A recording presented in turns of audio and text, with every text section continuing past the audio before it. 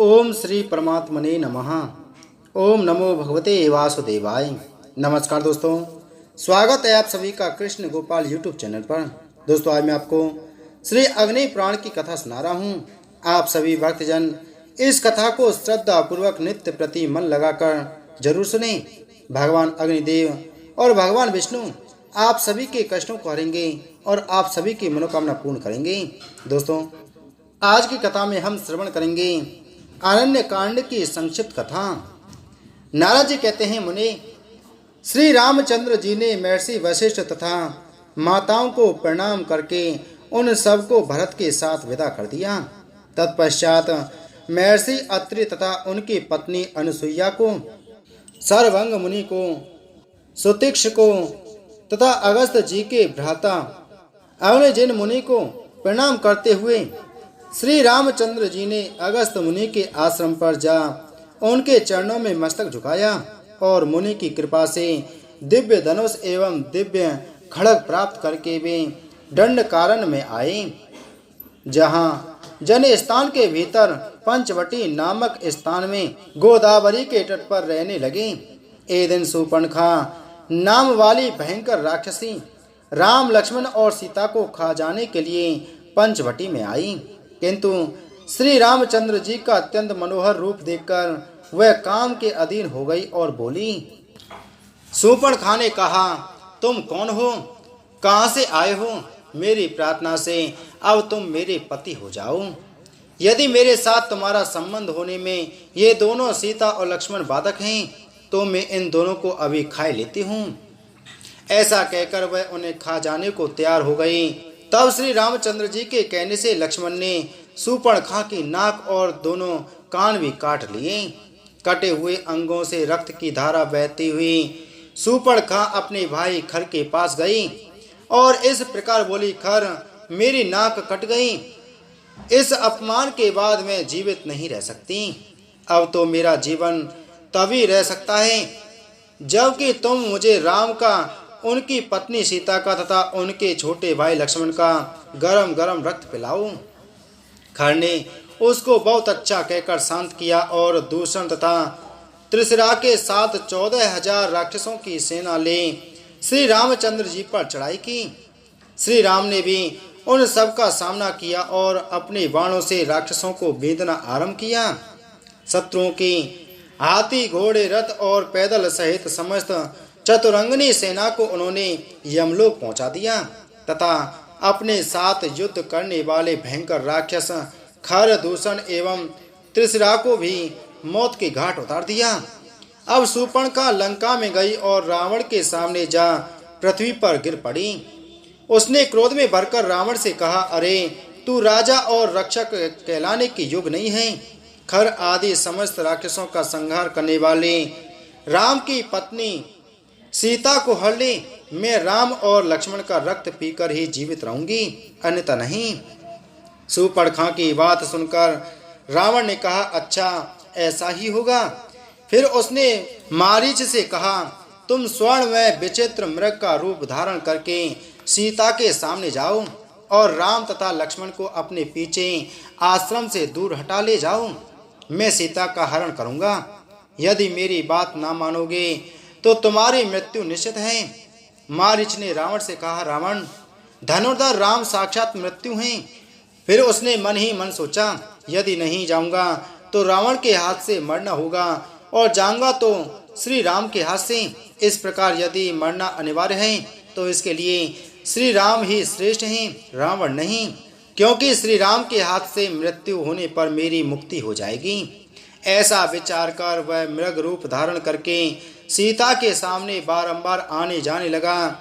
तब सीता जी की प्रेरणा से श्री राम ने दूर तक उसका पीछा किया, उसे अपने बाण से मार डाला। मरते समय उस मृग ने हा सीते, हा लक्ष्मण कहकर पुकार लगाई। उस समय सीता के कहने से लक्ष्मण अपनी इच्छा के विरुद्ध श्री रामचंद्र जी के पास गई। इसी बीच में रावण ने भी मौका पाकर सीता को हर लिया। मार्ग में जाते समय उसने गृद्धराज जटायु का वध किया। जटायु ने भी उसके रथ को नष्ट कर डाला था। रथ न होने पर रावण ने सीता को कंधे पर बिठा लिया और उन्हें लंका में ले जाकर अशोक वाटिका में रखा। वहां सीता से बोला, तुम मेरी पटरानी बन जाओ। फिर राक्षसियों की ओर देखकर कहा, निशाचरियों, इसकी रखवाली करो। उधर श्री रामचंद्र जी जब मारीच को मारकर लौटे तो लक्ष्मण को आते देख बोले, सुमित्रा नंदन, वह मृग तो माया में था, वास्तव में एक वह राक्षस था, किंतु तुम जो इस समय यहाँ आ गए, इससे जान पड़ता है निश्चय ही कोई सीता को हर ले गया। श्री रामचंद्र जी आश्रम पर गए, किंतु वहां सीता नहीं दिखाई दी। उस समय वे आर्त होकर शोक और विलाप करने लगे। हाँ प्रिय जानकी, तू मुझे छोड़कर कहाँ चली गई? लक्ष्मण ने श्री राम को सांत्वना दी। तब वे वन में घूम घूम कर सीता की खोज करने लगे। इसी समय इनकी जटायु से भेंट हुई। जटायु ने यह कहकर कि सीता को रावण हर ले गया है, प्राण त्याग दिया। तब श्री रघुनाथ जी ने अपने हाथ से जटायु का दाह संस्कार किया। इसके बाद इन्होंने कबंध का वध किया। कबंध ने साप मुक्त होने पर श्री रामचंद्र जी से कहा, आप सुग्रीव से मिलिए। आइए सुनते हैं किष्किंधा कांड की संक्षिप्त कथा। नारद जी कहते हैं, श्री रामचंद्र जी पंपा सरोवर पर जाकर सीता के लिए शोक करने लगे। वहां वे सबरी से मिले। फिर हनुमान जी से उनकी भेंट हुई। हनुमान जी उन्हें सुग्रीव के पास ले गए और सुग्रीव के साथ उनकी मित्रता कराई। श्री रामचंद्र जी ने सबके देखते देखते ताड़ के 7 वृक्षों को एक ही बाण से बींध डाला और दुदुम्बी नामक दानव के विशाल शरीर को पैर की ठोकर से 10 योजन दूर फेंक दिया। इसके बाद सुग्रीव के शत्रु वाली को, जो भाई होते हुए भी उनके साथ बैर रखता था, मार डाला और किष्किंधापुरी बानरों का साम्राज्य, रूमा एवं तारा, इन सबको सम्यूक पर्वत पर बानर राज सुग्रीव के अधीन कर दिया। तदंतर किष्किंधापुरी में स्वामी सुग्रीव ने कहा, श्री राम, आपको सीता जी की प्राप्ति जिस प्रकार भी हो सके ऐसा उपाय मैं कर रहा हूँ। यह सुनने के बाद श्री रामचंद्र जी ने माल्यवान पर्वत के शिखर पर वर्षा के 4 महीने व्यतीत किए और सुग्रीव किष्किंधा में रहने लगे। 4 मासे के बाद भी जब सुग्रीव दिखाई नहीं दिए, तब श्री रामचंद्र जी की आज्ञा से लक्ष्मण ने किष्किंधा में जाकर कहा, सुग्रीव, तुम श्री रामचंद्र जी के पास चलो, अपनी प्रतिज्ञा पर अटल रहो, नहीं तो बाली मरकर जिस मार्ग से गया है वह मार्ग अभी बंद नहीं हुआ है। अतएव बाली के पथ का अनुसरण न करो। सुग्रीव ने कहा, सुमित्रा नंदन, विषय भोग में आसक्त हो जाने के कारण मुझे बीते हुए समय का भान न रहा, अतः मेरे अपराध को क्षमा कीजिए। ऐसा कहकर वानर राज सुग्रीव श्री रामचंद्र जी के पास गए और उन्हें नमस्कार करके बोले, भगवान, मैंने सब वानरों को बुला लिया है। अब आपकी इच्छा के अनुसार सीता जी की खोज करने के लिए उन्हें भेजूंगा। वे पूर्व आदि दिशाओं में जाकर 1 महीने तक सीता जी की खोज करें। जो 1 महीने के बाद लौटेगा उसे मैं मार डालूंगा। यह सुनकर बहुत से वानर पूर्व, पश्चिम और उत्तर दिशाओं के मार्ग पर चल पड़े तथा वहां जनक कुमारी सीता को ना पाकर नियत समय के भीतर श्री राम और सुग्रीव के पास लौट आए। हनुमान जी श्री रामचंद्र जी की दी हुई अंगूठी लेकर अन्य वानरों के साथ दक्षिण दिशा में जानकी जी की खोज कर रहे थे। वे लोग सुप्रभात की गुफा के निकट विंध्य पर्वत पर ही 1 मास से अधिक काल तक ढूंढते रहे, किंतु उन्हें सीता जी का दर्शन नहीं हुआ। अंत में निराश होकर आपस में कहने लगे, हम लोगों को व्यर्थ ही प्राण देने पड़ेंगे। धन्य है वह जटायु जिसने सीता के लिए रावण के द्वारा मारा जाकर युद्ध में प्राण त्याग दिया था। उनकी ये बातें संपाति नामक गृध्र के कानों में पड़ी।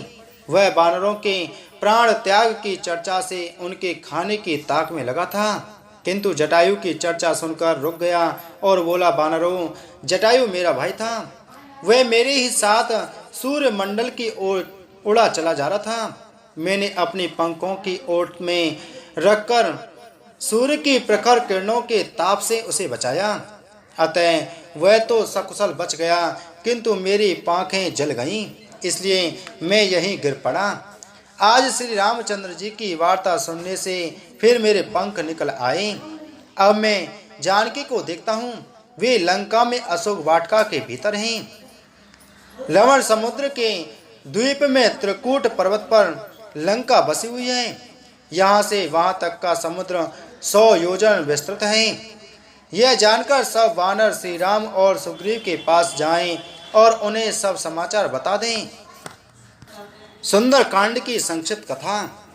नारद जी कहते हैं, संपाति की बात सुनकर हनुमान और अंगद आदि वानरों ने समुद्र की ओर देखा। फिर वे कहने लगे, कौन समुद्र को लांग समस्त वानरों को जीवन दान देगा। वानरों की जीवन रक्षा और श्री रामचंद्र जी के कार्य की प्रकृष्ट सिद्धि के लिए पवन कुमार हनुमान जी 100 योजन विस्तृत समुद्र को लांग गए। लांगते समय अवलंबन देने के लिए समुद्र से मैनाक पर्वत उठा। हनुमान जी ने दृष्टि मात्र से उसका सत्कार किया। फिर छाया ग्रहणी सिंह का ने सिर उठाया। वह उन्हें अपना ग्रास बनाना चाहती थी, इसलिए हनुमान जी ने उसे मार गिराया। समुद्र के पार जाकर उन्होंने लंकापुरी देखी। राक्षसों के घरों में खोज की। रावण के अंतपुर में तथा कुंभकर्ण, विभीषण, इंद्रजित तथा अन्य राक्षसों के घरों में जाकर तलाश की।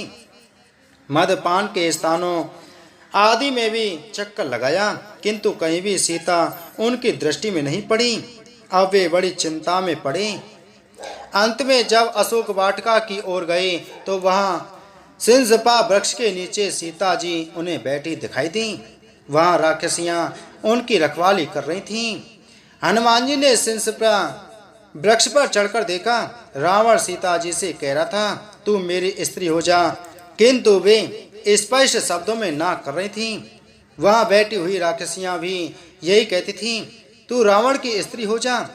जब रावण चला गया तो हनुमान जी ने इस प्रकार कहना आरंभ किया।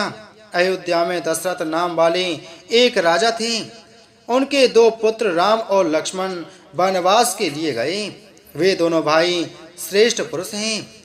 उनमें श्री रामचंद्र जी की पत्नी जनक कुमारी सीता तुम ही हो। रावण तुम्हें बलपूर्वक हर ले आया है। श्री रामचंद्र जी इस समय वानर राज सुग्रीव के मित्र हो गए हैं। उन्होंने तुम्हारी खोज करने के लिए ही मुझे भेजा है। पहचान के लिए गुण संदेश के साथ श्री रामचंद्र जी ने अंगूठी दी है। उनकी दी हुई यह अंगूठी ले लो। सीता जी ने अंगूठी ले ली। उन्होंने वृक्ष पर बैठे हुए हनुमान जी को देखा। फिर हनुमान जी वृक्ष से उतरकर उनके सामने आ बैठे। तब सीता ने उनसे कहा, यदि श्री रघुनाथ जी जीवित हैं तो वे मुझे यहाँ से ले क्यों नहीं जाते। इस प्रकार शंका करती हुई सीता जी से हनुमान जी ने इस प्रकार कहा, देवी सीते, तुम यहाँ हो यह बात श्री रामचंद्र जी नहीं जानते। मुझसे यह समाचार जान लेने के पश्चात सेना सहित राक्षस रावण को मारकर वे तुम्हें अवश्य ले जाएंगे। तुम चिंता ना करो, मुझे कोई अपनी पहचान दो। तब सीता जी ने हनुमान जी को अपनी चूड़ा मणि उतार कर दे दी और कहा, भैया अब ऐसा उपाय करो जिससे श्री रघुनाथ जी शीघ्र आकर मुझे यहाँ से ले चलें। उन्हें कोए की आंख नष्ट कर देने वाली घटना का स्मरण दिलाना। आज यहीं रहो, कल सवेरे चले जाना। तुम मेरा शोक दूर करने वाले हो। तुम्हारे आने से मेरा दुख बहुत कम हो गया है। चूड़ामणि और काक वाली कथा को पहचान के रूप में लेकर हनुमान जी ने कहा, कल्याणी, तुम्हारे पतिदेव अब तुम्हें शीघ्र ही ले जाएंगे, अथवा यदि तुम्हें चलने की जल्दी हो तो मेरी पीठ पर बैठ जाओ। मैं आज ही तुम्हें श्री राम और सुग्रीव के दर्शन कराऊंगा। सीता बोली, नहीं, श्री रघुनाथ जी ही आकर मुझे ले जाएं। तदंतर हनुमान जी ने रावण से मिलने की युक्ति सोच निकाली। उन्होंने राक्षसों को मारकर उस वाटिका को उजाड़ डाला। फिर दांत और नख आदि आयुधों से वहां आए हुए रावण के समस्त सेवकों को मारकर 7 मंत्री कुमारों तथा रावण पुत्र अक्षय कुमार को भी यमलोक पहुंचा दिया। तत्पश्चात इंद्रजित ने आकर उन्हें नागपाश से बांध लिया और उन वानर वीर को रावण के पास ले जाकर उससे मिलाया। उस समय रावण ने पूछा, तू कौन है? तब हनुमान जी ने रावण को उत्तर दिया, मैं श्री रामचंद्र जी का दूत हूँ। तुम श्री सीता जी को श्री रघुनाथ जी की सेवा में लौटा दो, अन्यथा लंका निवासी समस्त राक्षसों के साथ तुम्हें श्री राम के बाणों से घायल होकर निश्चय ही मरना पड़ेगा। यह सुनकर रावण हनुमान जी को मारने के लिए उद्यत हो गया, किंतु विभीषण ने उसे रोक दिया। तब रावण ने उनकी पूंछ में आग लगा दी, पूंछ जल उठी। यह देख पवन पुत्र हनुमान जी ने राक्षसों की पूरी लंका को जला डाला और सीता जी का अपने दर्शन करके उन्हें प्रणाम किया। फिर समुद्र के पार आकर अंगद आदि से कहा, मैंने सीता जी का दर्शन कर लिया है। तत्पश्चात अंगद आदि के साथ सुग्रीव के मधुवन में आकर दधिमुख आदि राक्षसों को परास्त करके मधुपान करने के अनंतर वे सब लोग श्री रामचंद्र जी के पास आए और बोले, सीता जी का दर्शन हो गया। श्री रामचंद्र जी ने भी अत्यंत प्रसन्न होकर हनुमान जी से पूछा। श्री रामचंद्र जी बोले, कपिवर, तुम्हें सीता का दर्शन कैसे हुआ?